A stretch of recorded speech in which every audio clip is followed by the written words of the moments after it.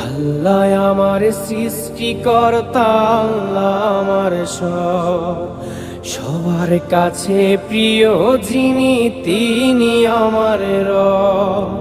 দুনিয়া করব সবাই আল্লাহর ইবাদত, দুনিয়া করব সবাই আল্লাহর ইবাদত।